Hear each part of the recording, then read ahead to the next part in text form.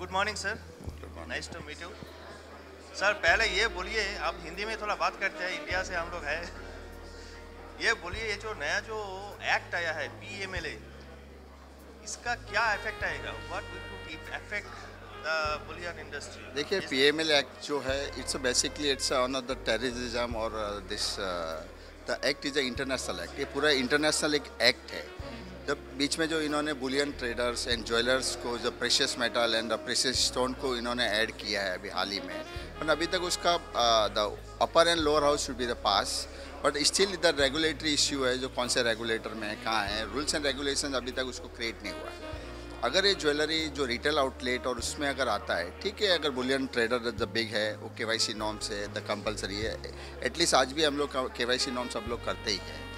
अगर रिटेलर्स के लिए आता है तो एक इम्पैक्ट रॉन्ग हो जाता है। क्यों? अगर रिटेल इन्वेस्टर रिटेल परचेज करने आते हैं छोटे छोटे 10,000 20,000 का, उनके लिए KYC करना, और KYC नॉर्म्स भी इतना स्ट्रिक्ट है उसके अंदर, तो इसमें थोड़ा प्रॉब्लम लगता है। But I think government should उसके बारे में कुछ सोच के भी इसका डिसीजन लेगी। पर हाल ही में अगर इन्होंने थोड़ा अभी उसको साइडलाइन कर दिया है कि बाद में देखते हैं कि इसको एप्लीकेबल कैसे करना है, तो मुझे नहीं लगता है कि रिटेलर्स के लिए ये एप्लीकेबल शायद होगा। Audience here, at least audience here is very concerned about this development. First of all, the 6% increase in the import duty, then this kind of developments. Now they are telling that it is very difficult maybe to do business with India tomorrow. So as a representative of India, please tell the audience what is the right picture.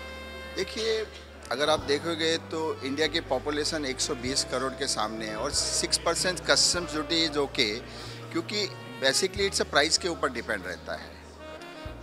अगर 6% duty होता है, रुपये appreciation हो जाता है, dollar, अभी आप देखोगे कि जब गोल्ड में 1650 था, जब अनाउंसमेंट किया था, उसके बाद सडनली प्राइस फॉलो किया तो 2% 1550 पे आ गया, तो उससे प्राइस नहीं होता है। वो एक इम्पैक्ट होता है प्राइस के ऊपर, और प्राइस बाइंग होती है। ड्यूटी इंक्रीज या डिक्रीज करने उससे कोई इफेक्ट नहीं पड़ता है। पर ओवरऑल अगर आप देखोगे 120 बिलियन 120 करोड़ की आबादी में 1.2 बिलियन, उसमें पर एनम $110 मिलियन मैरिजेज होते हैं, 800 प्लस टन्स का इंपोर्ट होता है। तो आई डोंट थिंक सो कि इंपोर्ट फिगर कुछ ड्रॉप डाउन होगा, इधर इससे 6% और मे बी 4% और मे बी 7%। उस ड्यूटी का स्ट्रक्चर से इससे कोई फ़र्क नहीं पड़ेगा, इंपोर्ट एज इट इज़ ही होगा। थोड़ा बहुत सेंटीमेंट अभी थोड़ा नेगेटिव ही हो, धीरे धीरे वापस इम्प्रूव हो जाएगा। This global audience, they are now taking it very little bit reverse way, and maybe tomorrow supplying gold to India may be little difficult. That is the concern that I talked with you guys here. नहीं, India में import करना, देखिए India में पहले सबसे बड़ा system होता है कि any Indian traders are buying for LBMA members and they are the accredited refinery, उनके बगैर हम लोग माल खरीदते नहीं। तो ड्यूटी से बढ़ने से कोई बिजनेस के ऊपर कोई इफेक्ट नहीं पड़ा। हाँ ठीक है, थोड़ा गोल्ड महंगा हो गया है, पर ड्यूटी बढ़ने से जो difference the international market and domestic market में जो गैप आ गया, उससे अदर जैसे दुबई हुआ, उनका बिजनेस थोड़ा बढ़ जाएगा। अब इंपोर्ट फिगर जो ड्रॉप डाउन उनका जो होता था, अब उनका धीरे धीरे ग्रोथ हो जाएगा, बिकॉज अब डिफरेंस हो गया है almost, if you see the $4,000 difference between the India and USA और इंडिया एंड दुबई पर kilo $4,000 is not a small amount. तो उस हिसाब से थोड़ा यहाँ इम्प्रूव हो जाएगा, ज्वेलरी यहाँ के भी बिकनी शुरू हो जाएगी, तो दुबई का ग्रोथ काफ़ी बढ़ जाएगा।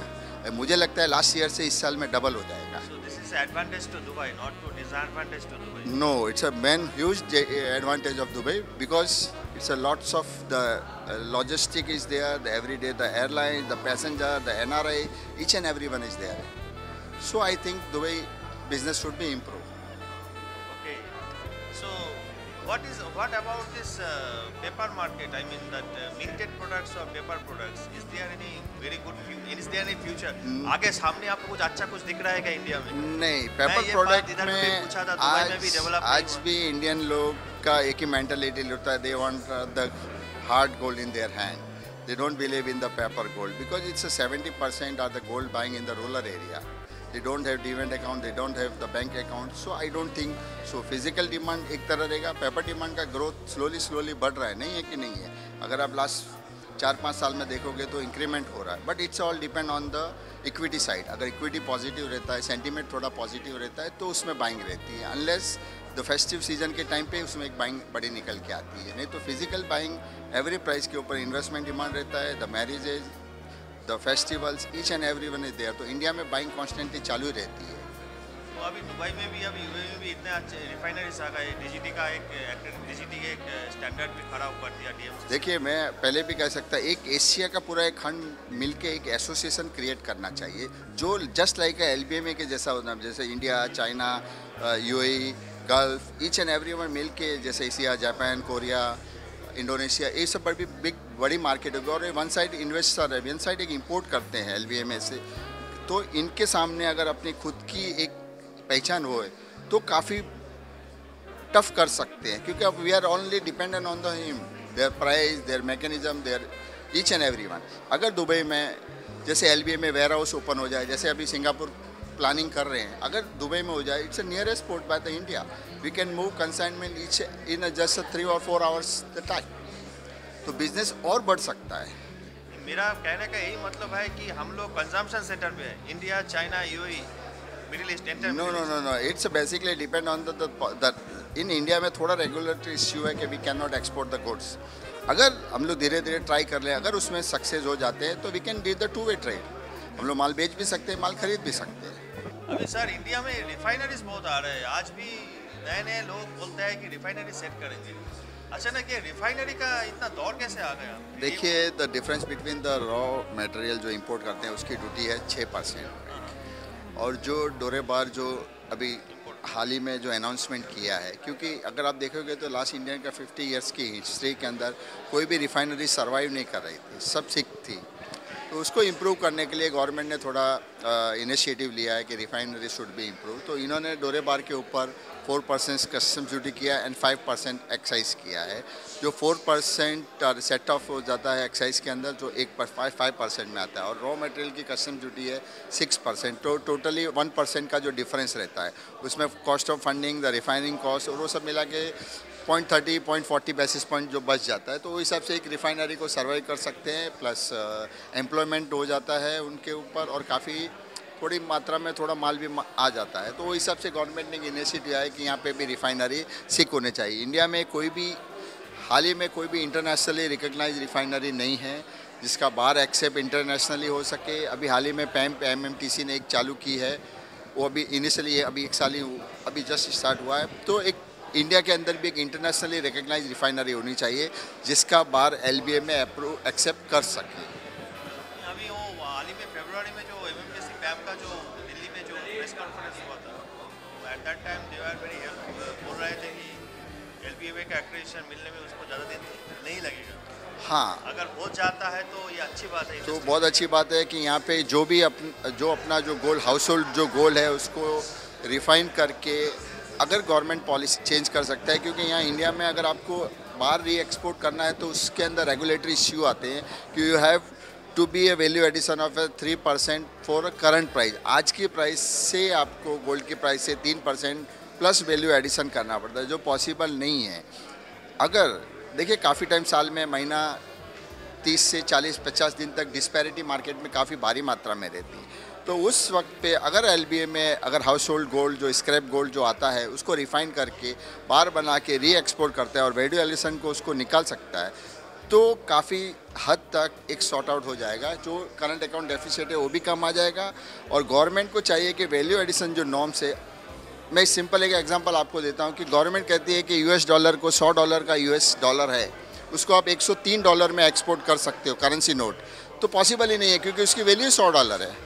तो बार को अगर गोल्ड प्राइस करंट प्राइस जो एलबीए में एएमपीएम फिक्सिंग प्राइस से आप 3% उसको वैल्यू एडिशन करके बार को एक्सपोर्ट करो तो पॉसिबल भी नहीं है। तो करंट अकाउंट डेफिसिट करने का अगर 2 वे ट्रेड ओपन कर देते हैं लाइक यूएई, दुबई के लिए, because it's nearest European refineries, European banks, तो we can export goods MMTC gold to direct LBA में वेयर हाउस। तो उससे करंट अकाउंट डेफिसिट काफ़ी भारी मात्रा में नीचे आ सकता है, बिकॉज ये तो 2 वे ट्रेड है। आज अगर डिमांड है, फेस्टिवल है, तो इंपोर्ट होगा, अगर नहीं है तो एक्सपोर्ट हो जाएगा। मैं अभी ये सुनने को आया है कि दुबई से अभी काफ़ी मात्रा में gold, Sri Lanka is a small country, उधर में आजकल इधर से बहुत गोल्ड जा रहा है because there is a advantage of there is no import FTA, it's a FTA. Import duty in Sri Lanka. तो हम लोग इंडिया में बैठ के तो अगर ये जो टू-वे ट्रेड का जो बात आप कर रहे हो, अगर ये थोड़ा सा मिनिमाइज हो जाए तो you can export it to Sri Lanka, this countries Sri Lanka, China and Bangladesh is there, Malaysia is there. हाँ, मैंने ये बताया ना कि इंडिया में जो एक्सपोर्ट का जो सिस्टम है और जो दुबई के अंदर है उसमें काफ़ी, दुबई एक फ्री ट्रेड जोन है जहाँ पे कोई कस्टम्स ड्यूटी नहीं है, कोई टैक्सेबल नहीं है और प्योरिटी वाइज आप देखोगे दुबई से गोल्ड खरीदने में एक माइंड सेट हो जाता है कि अरे दुबई से गोल्ड खरीदा है। इंडिया में अभी फ़िलहाल हॉल मार्किंग सिस्टम हुआ, अगर उसको 100% रेगुलाइज गवर्नमेंट कर देती है कि gold jewellery should be 100% regularise, hall marking jewellery 100% jewellery should be the hall mark, तो उससे काफ़ी लोगों को एक ट्रस्ट हो जाएगा कि each and every jewellery should be the hall mark. तो उससे ये जो ट्रेड होता है जो नियर कंट्री बांग्लादेश है, श्रीलंका है, पाकिस्तान है, दुबई है, तो इसमें आज भी Indian handmade jewellery the world के सबसे पॉपुलर है। जो बंगाली कारीगर जो ज्वेलरी बनाते हैं आज भी वो इंडिया की ज्वेलरी कोई मैच नहीं कर सकते।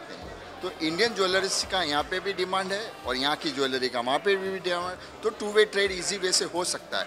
But issue is the duty structure and everything, all marking, ये ट्रस्ट एक बैठना इंडिया में बहुत ज़रूरी है। सर और एक मुझे छोटा सा एक क्वेश्चन है, मुझे सुनने को आया है काली में कि प्लैटिनम ज्वेलरी अभी इंडिया में थोड़ा थोड़ा करके आ रहा है। देखिए प्लेटिनम जो ये करेक्ट है क्या? हाँ, प्लेटिनम का भी इन्वेस्टमेंट हो गया क्योंकि अभी प्लेटिनम का प्राइस देखोगे तो पहले गोल्ड के काफ़ी ऊपर चलती थी।